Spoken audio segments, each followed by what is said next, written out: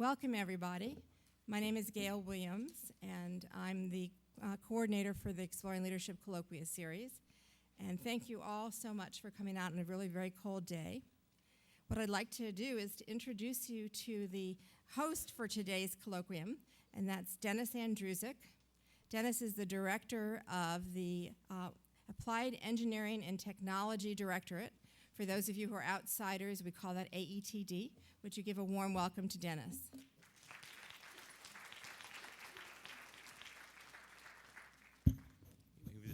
Well, good morning, everybody. Again, thanks for coming out. I think we have a great program here today. The concept of appreciative leadership is actually kind of interesting. I'm old school, grew up old school, and Amanda and I were talking ahead of time. I grew up, and I mentioned this to her, when I was in my early formative career. The biggest motivators were greed, fear, and greed. No one ever mentioned appreciation in that trilogy of motivators. So as we've evolved over many years, and I won't tell you how many because that'll make me feel very old, I really welcome this concept and welcome the notion. I see NASA moving more and more towards that appreciative leadership, inclusion concept. And I tell you what, hearing what Amanda's got to say is, to me, very exciting and very interesting. It puts a name towards some of the things that we've been working towards, but more importantly, adds a lot of structure to it. And there's a whole lot of research that has been gone into her field of study that I have no clue about, and I want to hear a whole lot more about. So without further ado, I'd like to welcome Gail back to the podium, who will introduce Amanda formally.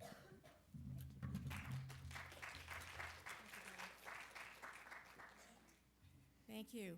Before I introduce just a logistical request, I want to ask all of you who have phones or PDAs to either turn them off or onto silent mode, if you wouldn't mind, please. And I want to welcome the participants from our two remote sites, IV&V in West Virginia and Wallops in Virginia.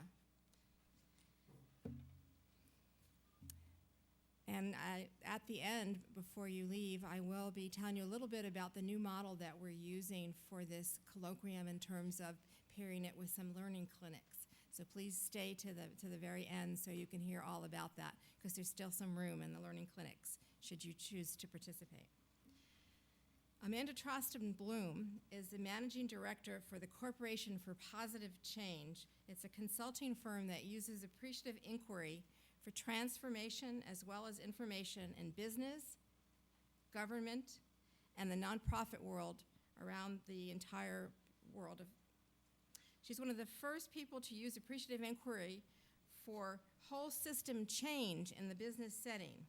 She's internationally recognized as a trainer, an author, and a speaker.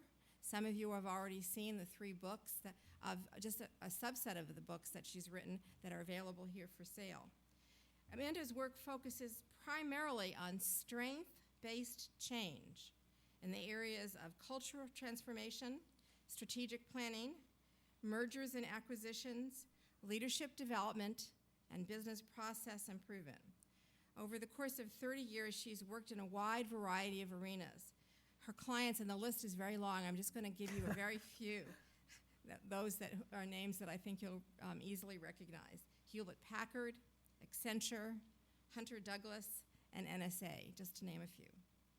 She's been an interview guest on radio and television programs across the nation, as well as the co-author of several books, The Power of Appreciative Inquiry, the Appreciative Leadership, and Appreciative Team Building are the 3 that are available for sale today.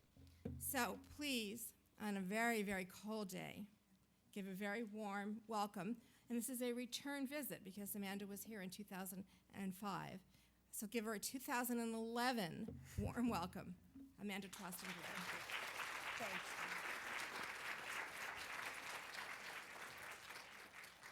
You know, Gail talked about it being a very cold day, but I am from Denver, Colorado, and it was a whole lot colder in Denver, Colorado yesterday than it was today. I got up in 15 degree below zero weather, so this feels nice and toasty to me.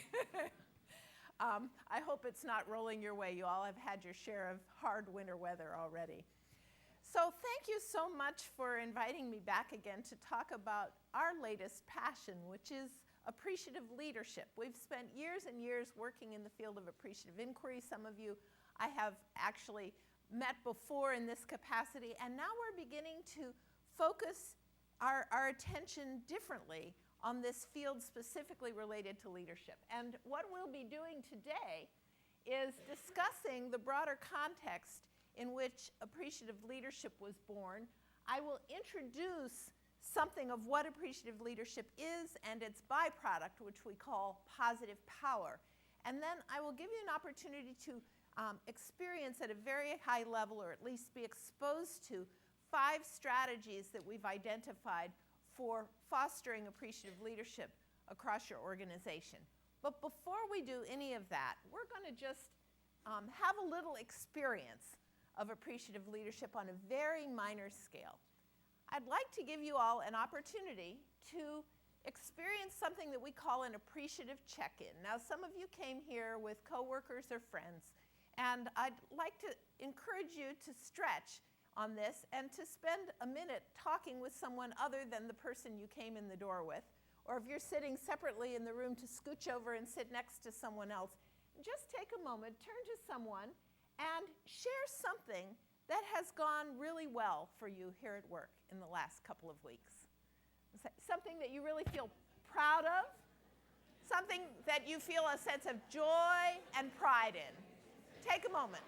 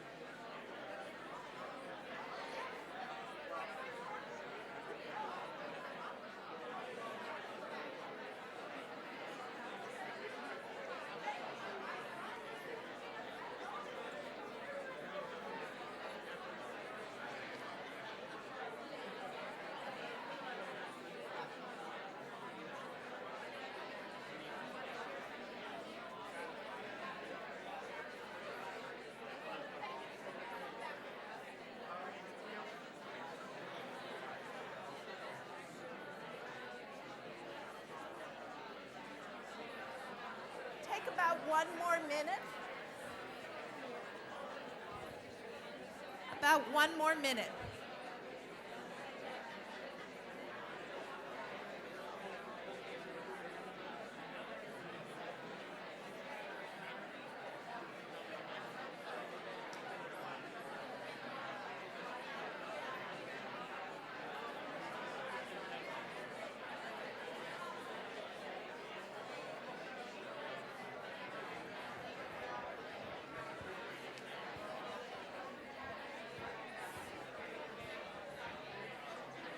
All right, as you get to the end of a sentence, let's come back together.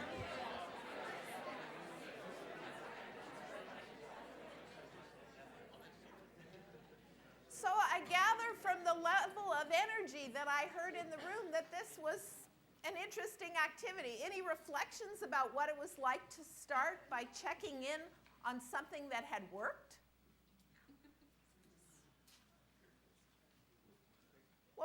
mic, yes.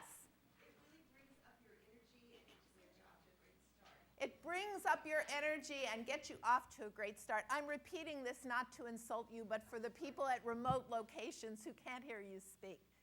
So it started things differently, okay? And one of the things that we'll be talking about with appreciative leadership is how it can not only start things differently, but keep things going differently. And I want to point out something, that when I gave you this assignment, there was some nervous laughter in the room for a moment. And I'm guessing, based on what I hear from other places, that nervous laughter was a little bit about, oh my God, what am I going to talk about? That when I said talk about something that went well, it may have been hard initially to identify that, because we are habitually set to identify things that are broken. And in part, you all are, that's your job, that your job is to solve problems and fix things that aren't working properly. And so what this is an opportunity, what we'll be talking about today, is an opportunity for you to stretch into a way of working and a way of thinking and a way of being that may work even better in your relationships with one another and with the people that you lead.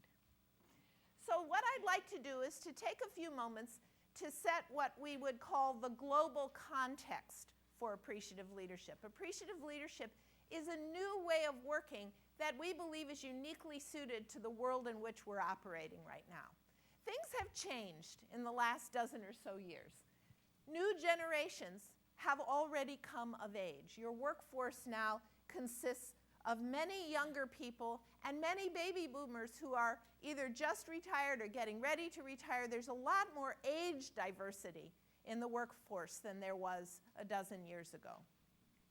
Diversity is the norm at this point.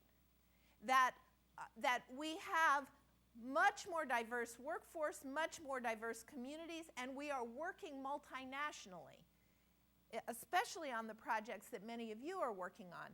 And so it is no longer true that our workforce consists predominantly of Caucasian males. This is not the case any longer.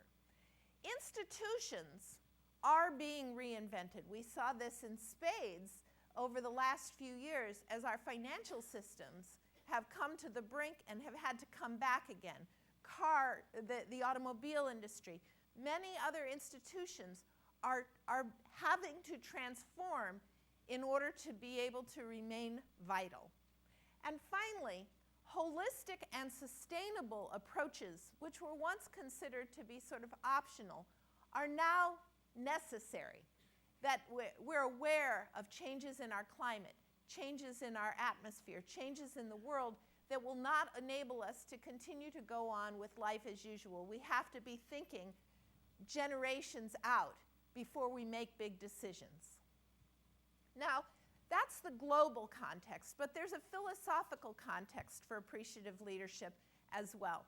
Appreciative leadership has been birthed really out of two philosophical traditions. One of these is the tradition known as appreciative inquiry. This is my specialty. This is what some of you heard me speak about when I was here in 2005. And appreciative inquiry is a process for positive change. It is a successful large-scale change approach. In other words, it's a way of moving large systems quickly and efficiently. And finally, it has embedded within it a unique leadership style, which I will talk with you about in a few moments. But the second philosophical tradition in which appreciative inquiry was birthed is what we call the positive revolution. Over the last number of years, several different disciplines have begun to look at change, human change, systems change, from a strength-based, positive perspective rather than from a deficit-based perspective. One of these is the field known as positive organizational scholarship. Some of you may have read some of the work that's coming out of the University of Michigan. Kim Cameron has formed a Center for Positive Organizational Scholarship to look at the intersection between organizational virtue and performance. Another of these is what we call the strengths movement. Many of you have probably read Now Discover Your Strengths, have studied the Gallup materials, First Break All the Rules. The strengths movement posits that human beings and systems flourish when they organize around strengths. And finally, the field of positive psychology, which was birthed really in the 1990s, is beginning to come of age. And people are understanding that human beings change in the presence of the positive more readily and more sustainably. Both of these philosophical traditions, the appreciative inquiry tradition and the positive revolution that spreads across organizations and individuals, are embedded in the theory and the philosophy of appreciative leadership. Now, what I want to do is step back for a moment for the few of you that may not be familiar with appreciative inquiry, to give you a little history about this. The definition, the textbook definition of appreciative inquiry is that it is the study of what gives life to human systems when they're at their best. I'm going to repeat this, and then I want to dig into it for a moment. Appreciative inquiry is the study of what gives life to human systems when they're at their best. Now, there's a few pieces of this that are really important that I want to emphasize. One is, it's the study. Appreciative inquiry is about inquiry. It's about, we believe that human systems move in the direction of the things that they study. And therefore, we change what they study in order to change the outcome. Okay? Second, appreciative inquiry studies what gives life. What gives life? Every human system, being human, has its strengths and its weaknesses. And what we believe is that we can learn more by studying its strengths, by studying those conditions that are present when everything works. We can learn more from that than from studying what is broken. It is about studying what gives life when the system is at its best. Again, every system has its good days and its bad days. And what we know, though, is regardless of how broken that system may appear to be, if we study the times when it has been at its best, we will learn things that we can leverage in service of improving the things that are not working well. And finally, appreciative inquiry is about the study of what gives life to human systems. When my computer breaks, I do not want to sit around and remember a time when it worked. It makes no sense. I need to figure out what went wrong with it. I need to have a diagnosis. I may need to replace a part. I may need to replace the computer. But if I treat a human system as I treat my computer, I lose the opportunities that are available that are going to be more successful. This is about human systems only. And that's why appreciative inquiry has more guidance to offer to leaders, because leaders are not just leading tasks, and they are certainly not leading machines. They're leading people in service of tasks that need to be accomplished. So take this to heart as you look at it. The skills that we talk about today are about you in relationship to the people that you work with and the people that you lead. Couple last things about appreciative inquiry. We believe, based on research and experience, that the questions that we ask are fateful. We only find what we ask about. We only find what we ask about. The questions we ask are fateful because they end up creating the world as we understand it. I will give you a very simple example of a story that I tell sometimes about my daughter, my now 17-year-old daughter, who at the time that this story took place was 6 or 7 years old. We got a cat for her for Christmas. And my daughter really wanted a golden retriever to replace the golden retriever that had died a year before. So she spent a lot of energy and time trying to make this cat be a golden retriever. Now, any of you who are cat owners know that that is not possible. And we have a uniquely antisocial cat. So the relationship between them was degrading at a very rapid pace. And we tried telling her no. We tried timing her out. We tried punishing her to get her to stop doing bad things to the cat. And it wasn't working. And how I remember was she was sitting in timeout one day screaming at the top of her lungs saying, "This isn't working. I'm just getting madder and madder." And so we decided to try something different. What I did was I went to her and I asked her to tell me about a time when she had thought about doing something that maybe the cat wouldn't have liked but had decided not to do it. And she thought for a little bit, and she was able to describe an episode. And then I asked her to come back to me every time that she considered doing something to the cat that she chose not to do for some reason, because I wanted to hear about it. And within about 15 minutes, she came running into the kitchen and said, Mom, I just thought about petting the cat, but decided not to do it." "Really? Why did you decide not to do it?" "Well, she was sitting in the sun and she was sleeping, and I realized if I pet her, I would wake her up and she'd be mad." Okay, very interesting, very interesting. Half hour later, Mom, I just thought about picking the cat up and decided not to do it." "Well, why was that?" "Well, she was going somewhere else, and the last time that I picked her up when she was going somewhere else, she scratched me and it was really bad." So we went through this for a day or two, and at some point, she backed off of the cat. Now, again, the questions we ask are fateful. They determine what we find. They create the world as we know it. My questions, my inquiry guided my daughter to think differently about herself and her relationship with the cat. And this is a very minor example of how this plays out on an everyday basis in the workplace. One more example I'd like to give you that will probably look familiar to you. Suppose I were to ask you right now to think about a time when you experienced, to tell me about a time when you experienced stress in the workplace. Just sit with that for a moment. Okay?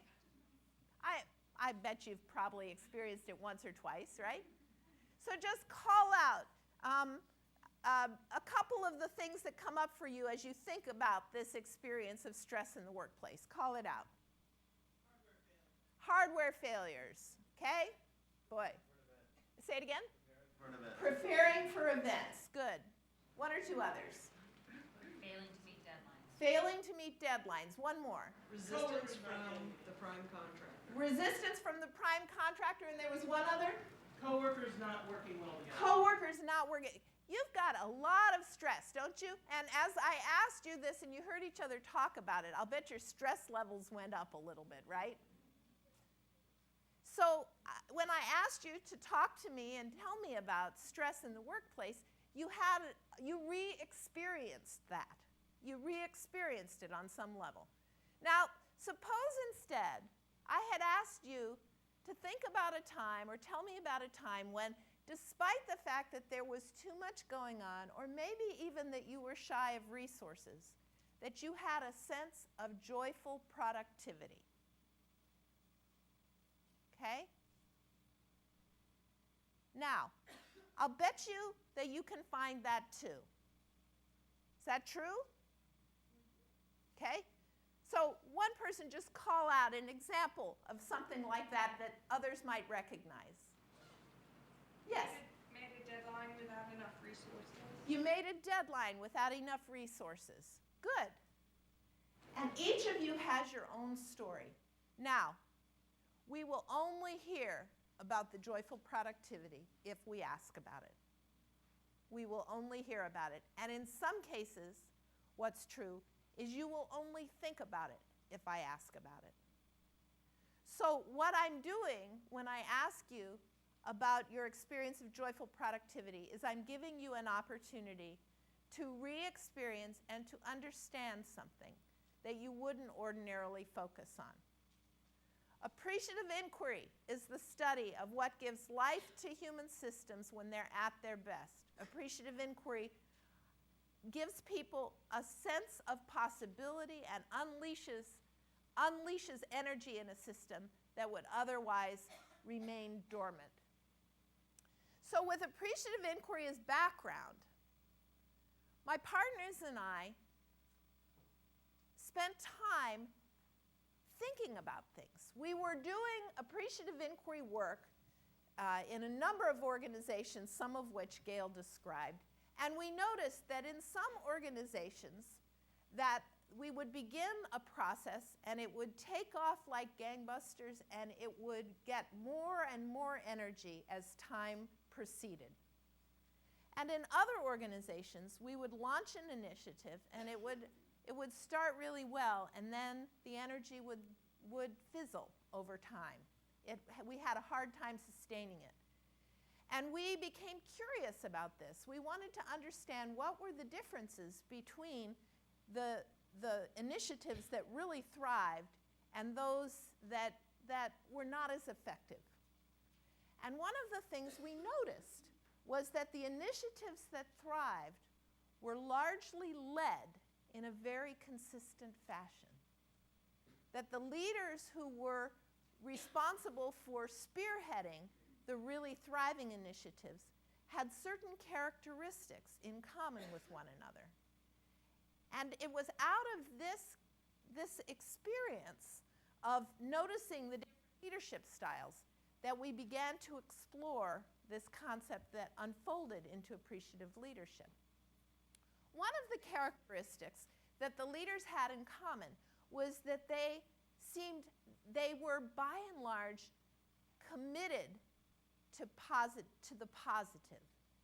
They were committed to looking for the positive, to feeding the positive, and to working in a way that we describe as energetically positive within their organizations. Now this led us to ask ourselves, okay, what does this mean for leadership development? Most leadership development is deficit-based.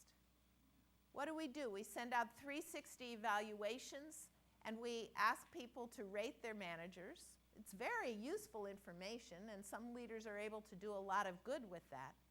But what would happen if we organized or created a leadership development process that was fully affirmative? So we did this. We created a program called the Appreciative Leadership Development Program.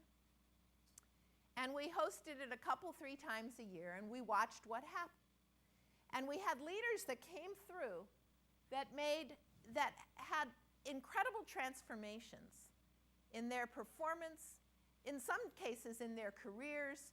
They became aware of strengths and commitments and things that they loved, and made some different choices about how they wanted to use those. But as part of that appreciative leadership development process, we had embedded a series of appreciative interviews, pre-work included, that they would go out and interview leaders whom they respected to understand more about how they did their work and the choices that they made. And part of the pre-work was a strength-based 360 process where we sent out appreciative leadership profiles to people that they worked with on a daily basis, their peers, their subordinates, their superiors, and that was the material that they came back and digested in order to look at who they were. And those appreciative interviews began to point to a few key strategies that leaders were implementing when they were most effective. These became what we now call the 5 core strategies of appreciative leadership.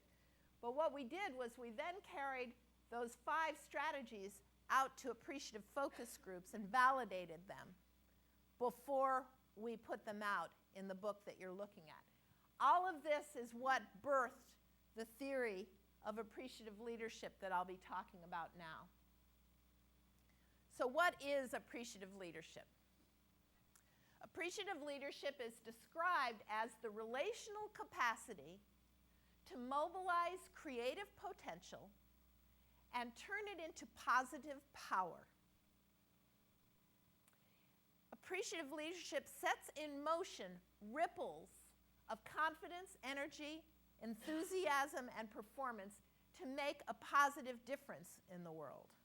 Now, there's a few aspects of this that I want to call out. Again, it is a relational capacity. Appreciative leadership is no longer about an individual. We're not talking about appreciative leaders. We're talking about appreciative leadership. It is a capacity that is set in motion in relationship with other people. And that appreciative leadership opens something up and responds to what is around it. It is a positive worldview, going back to what we discovered with the leaders of our appreciative inquiry processes. It turns potential into positive power, and I'll be talking about that, what positive power is, in a moment. And finally, it sets positive ripples in motion through implementation of the strategies. What is positive power? Positive power is about the individual, and it's about the individual's relationship with others. Appreciative leadership enables individuals to bring their best forward. Okay? It enables you as individual leaders to be at your best on an ongoing basis, but it also enables you to recognize creative potential. Creative potential is goodness that is there that has not yet come to full bloom.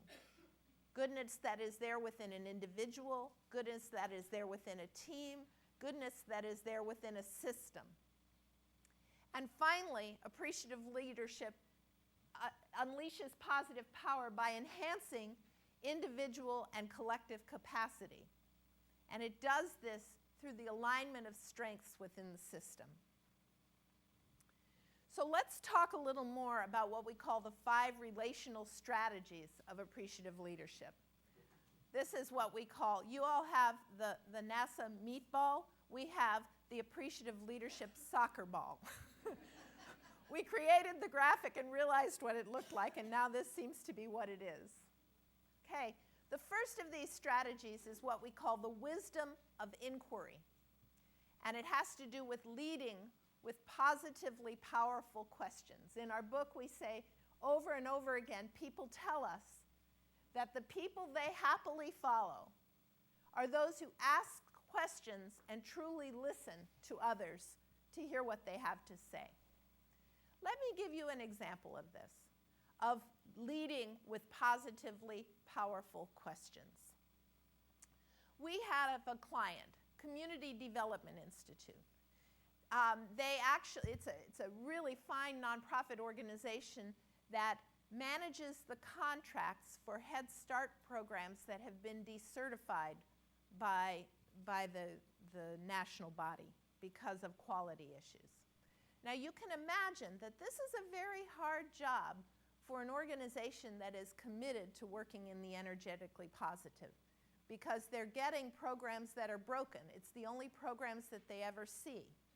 And so the question then becomes, how do they lead in a way that is consistent with their beliefs? Their executive director, Carolyn Miller, asked a very provocative question early on of her team. She said, we are working with organizations that are staffed by people who are living on the edge. They're just this side of poverty. Paychecks matter to them. If they miss a paycheck, they may not eat. They may not be able to live without going on to welfare. So what will it take in order for us to guarantee that we always make payroll? What will it take for us to guarantee that we always make payroll? Now, this was a very provocative question that led the organization through a whole series of financial decisions that unfolded over several years, where they changed their accounting systems, They spread their assets out across different banks across the country, so if one bank had a problem, another would be able to cover for them.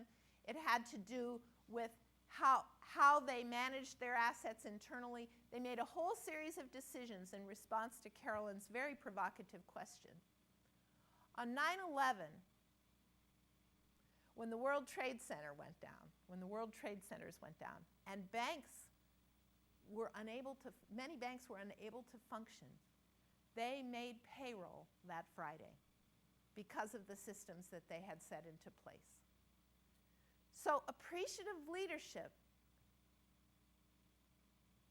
works in part because it leads with positively powerful questions that lead people and organizations to think differently about who they are and what they are about. The second strategy is what we call the art of illumination, and it has to do with bringing out the best of people and situations. In our book, again, we say illumination is like the sun. When it radiates, people feel and are warmed by it, and they're therefore anxious to give their best. What I'd like to do is I'm going to give you an experience of one of the practices that we use in illumination. Illumination is about seeing potential and shining a light on it. And before I do this, let me give another example from my daughter's experience, if you don't mind. We learn what we need to learn by parenting very often. So this same daughter that nearly killed our cat when she was 5 or 6 years old is very high-spirited, as you might have gathered from the earlier story. High-spirited sometimes translates into disruptive in the classroom. And when she was in the 5th or 6th grade, we got a report card back saying, Hannah Joy's a great kid. She's smart. She's doing real well. But she's so social that she distracts in the class sometimes. That she finishes her work and then she starts talking to people and other kids can't learn.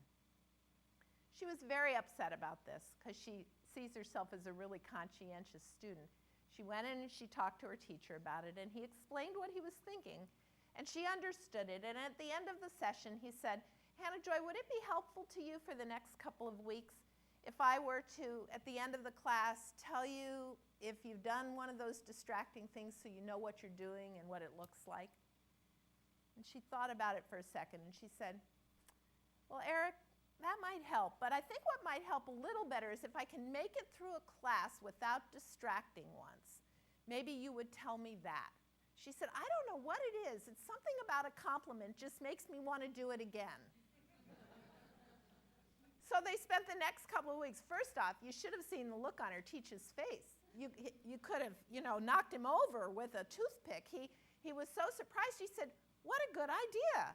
I never thought of that. So they spent the next couple of weeks, and with him giving feedback at the end, and she was organized to that and working for the praise, and it made a difference. So strength spotting is in part about reinforcing what works when you find it, but it is also about finding strengths that you can later reinforce. So here's what we're going to do, is give you an experience of strength spotting here right now. What I'd like you to do is to find a partner. Maybe it's the person you checked in with, or maybe it's somebody different. You might turn a different direction. And I would like you to ask your partner to tell you a story of something that they did well, a success story, something they're proud of. You heard a little bit about it in the opening conversation, but this will be specifically about them. What I'd like you to do is to probe and listen and call out in your mind your partner's strengths, the things that were embedded in that. So you might hear things about perseverance. You might hear things about flexibility. You might hear things about creativity, about the ability to turn things on their ear when necessary. You're going to hear a lot of things, some of which they'll name, but some of which they won't. You'll hear it between the lines. What we'd like you to do then is to reflect back to your partner what you heard in their strengths, and then switch.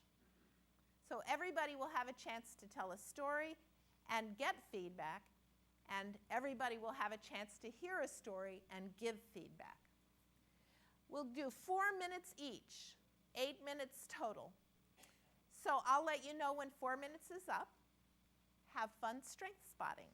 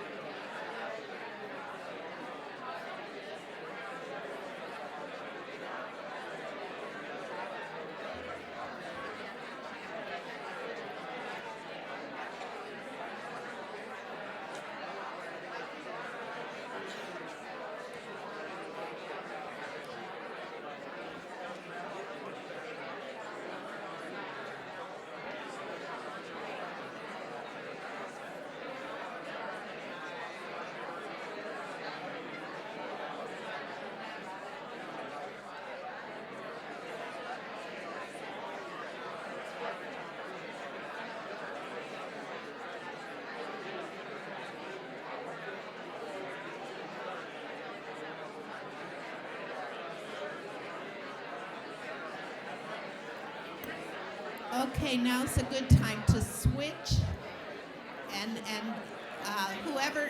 whoever listened last should now tell a story.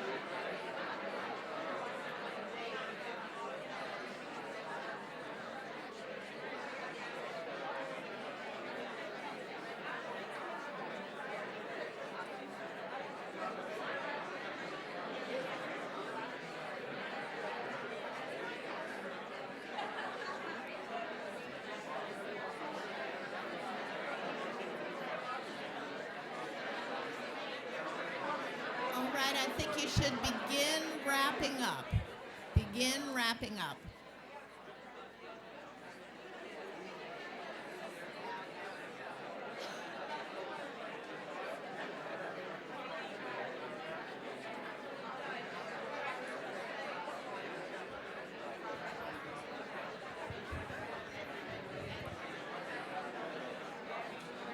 And as you get to the end of your sentence, it'll be time to rest.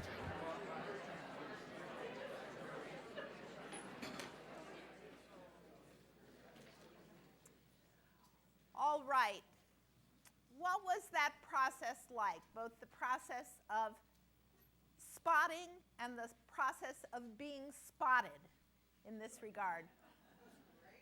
It was great. It was positive. Active listening. That it took really good active listening to get what was there, huh? Yeah. What else? Energetic. Huh. Yes. It can be hard to take the compliments for yourself. Ah, yeah. It was much easier to give the compliments than to, in some ways, receive them. So it was, in some cases, easier to give the compliments than to receive the compliments. Very interesting. Yes. How many of you do this on a regular basis with the people you supervise?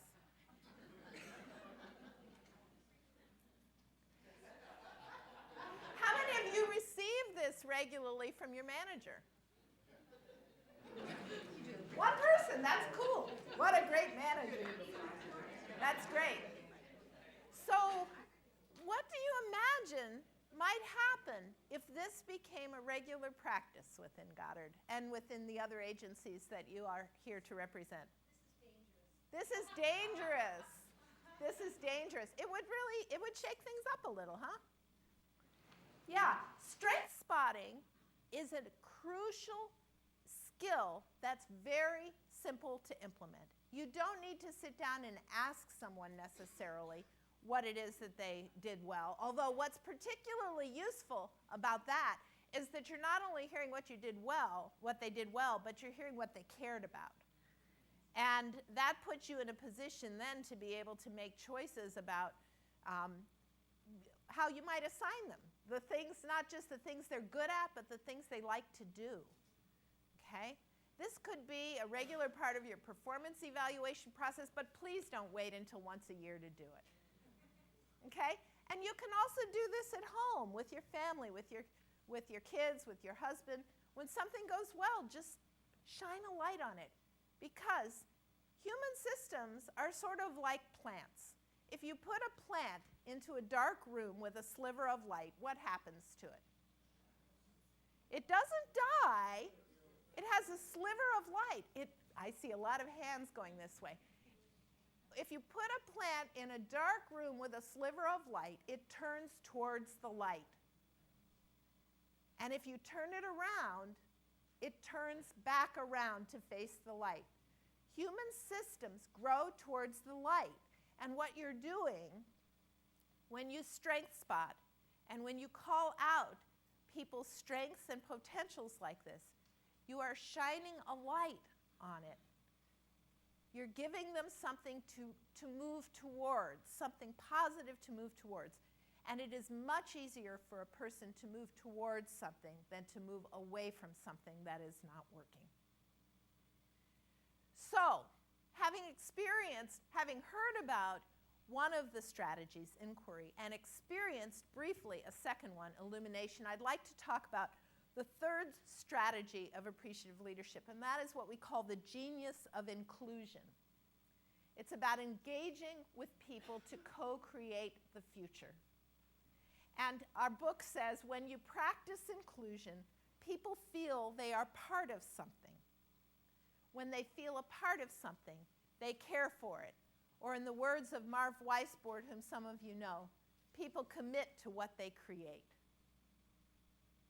Now, inclusion is a basic strategy of leadership even today, and I know that many of you have learned this and practice it on a regular basis.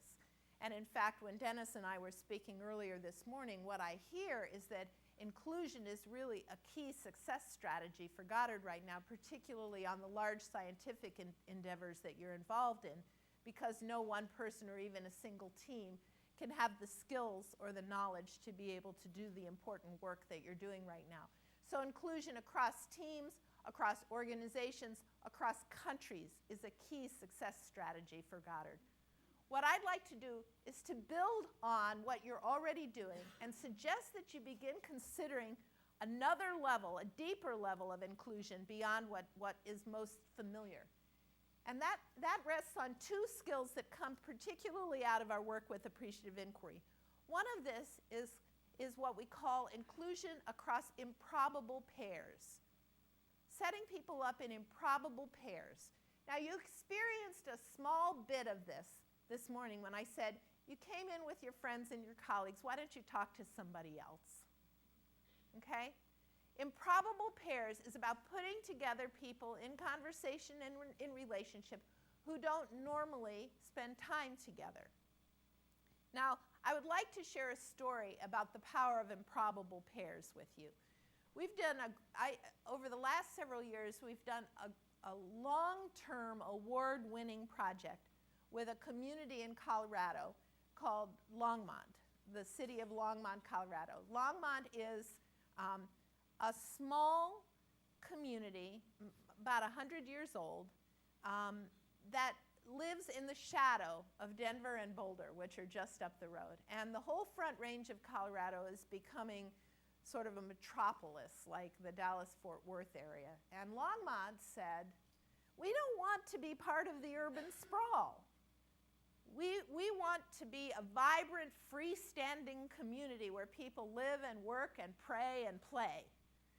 And we need to figure out what it would take for that to be the case. And asking a provocative question and reaching out, they decided this is not a choice that the city manager can make or the city manager's staff or even the city council. We really need to hear from the people who live here to understand what they love about Longmont and what they want to create more of in the future that would enable Longmont to have the character that we want. So they created a 1.5-year-long process of reaching out into the community. And one of the things that they did was they worked to create improbable pairs of people talking to each other about what they loved. They took the high school soccer team and sent them over to the senior center to meet with people. And they took a local church and sent it across the way to meet with people from a synagogue. They did some really creative things. One of the pairings was a Japanese-American businessman whose parents had moved here, had moved to Colorado as migrant workers years before and had settled. And he had become very successful, and he was very, very prominent in the community. And he was paired with a high school girl who was of Latino origin. And they had the most lovely conversation about what they loved about Longmont and their histories, and they formed this really neat relationship in this relatively short period of time. Well, at the end of the interview, the businessman said to his partner, you're a senior in high school. What are you going to do next year? And she said, well, I want to go to college, but my family can't afford it, so I'm going to go get a job. 2 weeks later, the phone rang at the house, and he called her parents asking permission to fund her education. Now, the power of that came from the relationship that was formed in the improbable pairing. Not only did they learn from one another, but they created a shared meaning and a shared investment in the future of the community, which included the future of its citizens, its brightest citizens. And he was committed to helping to create that. They've remained connected in the years that have followed.